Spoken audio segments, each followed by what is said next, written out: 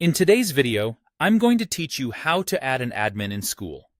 By the end, you'll know exactly how to promote a trusted community member to an admin so they can help you manage posts, members, and settings with confidence. Before we start, a quick note. You'll need the appropriate permissions to make this change, typically as the community owner or an existing admin. Begin by opening your preferred web browser and searching for Skool. Typing the platform name into your search bar is the fastest way to get there if you haven't bookmarked it yet. When the results appear, look for the official Skool website. It should be clearly labeled and use the secure version of the site.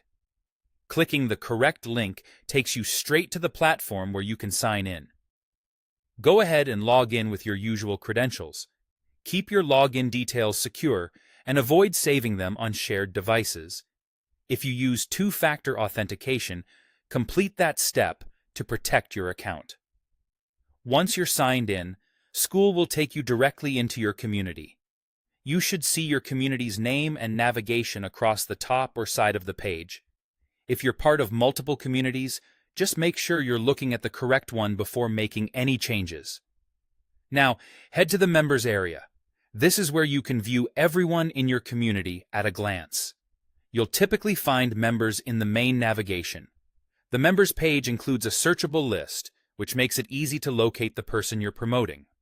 Find the member's name in the list, and then look for the membership settings icon next to their name.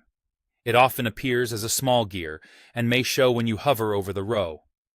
Double-check you've selected the right person, especially if there are similar names. You can click the name to see more details if you need to confirm who they are. With the membership settings open, choose the admin role from the available options. The change applies instantly, and you should see their role update right away. Admins generally gain access to higher-level controls, so only grant this role to people you trust and who understand your community guidelines.